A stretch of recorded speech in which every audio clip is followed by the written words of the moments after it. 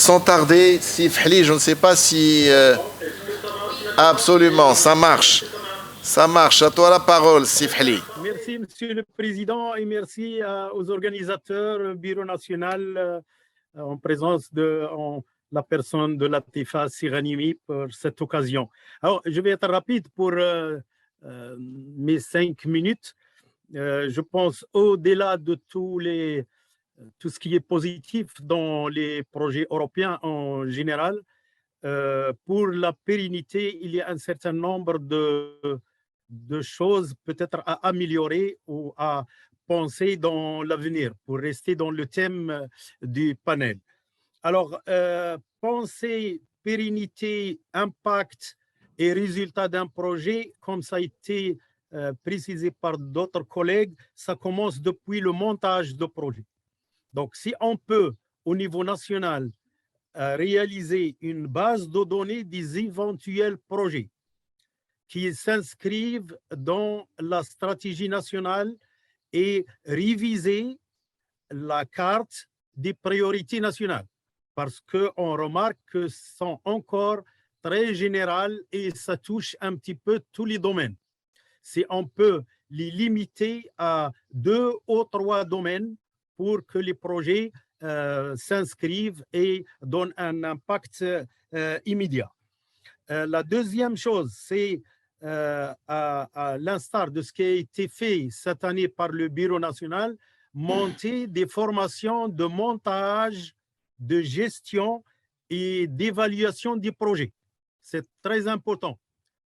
Aussi bien le montage scientifique que l'utilisation de la plateforme de soumission. On aimerait bien avoir un spécialiste par université, domaine informatique, dans les plateformes de soumission des projets. Alors, c'est des choses qui existent déjà dans les projets Horizon 2020, Prima, pour tout ce qui est recherche. Un autre volet, alors une fois le projet accepté et l'euphorie et la cérémonie d'ouverture, les problèmes commencent et là, ça touche un petit peu 3 volets. Alors, le volet gestion scientifique des livrables. Alors ça, il y a un coordonnateur de projet.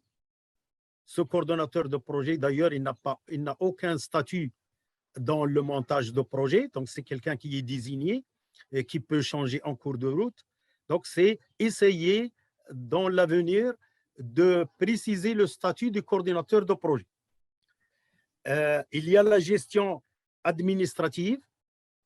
Alors ça, il est sous les aléas des changements des responsables. Et il y a la gestion financière qui est soumise à une dualité entre la réglementation européenne et la réglementation locale. Alors, il y a toute une gymnastique entre toutes ces possibilités pour que l'évaluation soit correcte à la fin. Alors, je vais essayer d'énumérer un certain nombre de vrais problèmes au niveau de la gestion financière et qui demandent une réflexion au niveau national. Alors, cette dualité qui fait intervenir différentes personnes dans la décision au niveau du financement. Donc, on a le représentant légal qui est le président, après c'est l'intendant, après c'est le contrôleur d'État des fois, après c'est le trésorier payeur, et tout ça, ça suit la réglementation nationale. Mais il y a en parallèle tout ce qui est convention, tout ce qui est timesheet, tout ce qui est taux, tout ce qui est donc tout ce qu'on trouve dans le guide de gestion du projet. Donc, si on arrive à un petit peu mettre en parallèle ces deux, ou bien décider d'utiliser une seule approche, soit la réglementation nationale, soit le guide européen.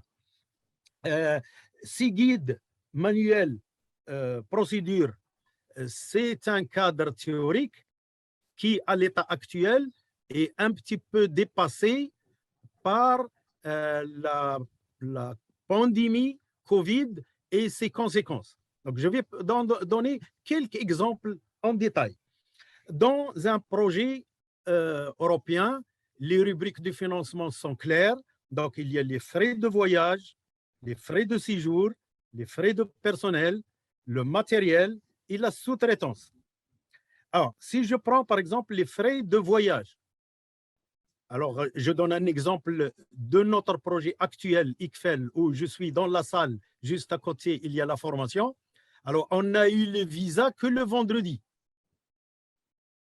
alors que le taux du voyage est fixé par un calcul de l'Union européenne qui ne dépasse pas 250 €. Le billet Casa-Lisbonne est arrivé à 9 900. Donc, c'est parce qu'il y a des conditions, de nouvelles conditions dues à la pandémie. Et on a eu des gens qui ont été refoulés de l'aéroport parce que c'est à la dernière minute qu'on a appris qu'il faut que la dernière dose ne doit pas être Sinopharm et ne doit pas dépasser 9 mois. Donc, des gens de l'aéroport sont allés encore faire un test rapide. Donc, vous voyez que même ces procédures actuelles, peut-être il faut les revoir vu toutes ces conditions actuelles. Alors, les frais de séjour, bon, ça, il n'y a rien à dire, chacun se débrouille à sa manière, mais il y a les frais de personnel. Là encore, il y a un problème, c'est qu'on signe les conventions et les timesheets en même temps.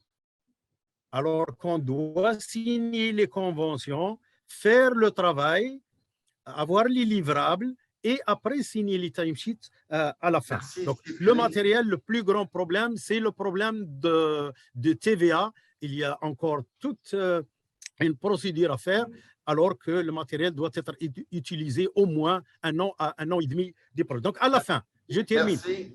Président, je vois que tu te prépares pour... Vous dépassez les 5 minutes. J'ai une minute pour une dernière recommandation. Une dernière recommandation. Est-il possible dans l'avenir, peut-être pas l'avenir immédiat, d'avoir au niveau national une agence équivalente à l'agence européenne, la ECEA, et un MACEA, agence marocaine, qui peut gérer le côté financier des projets? Les professeurs, les enseignants, les administrateurs sont en mesure de gérer le côté scientifique, mais le côté financier risque de poser des problèmes. Et pour la pérennité, encore une fois, on demande qu'il y ait une contribution financière des partenaires pour assurer la pérennité. Et merci, Monsieur le Président. Merci infiniment, Sif Halib. Bon séjour au Portugal et veillez à valoriser, élargir et pérenniser le projet ICFEL.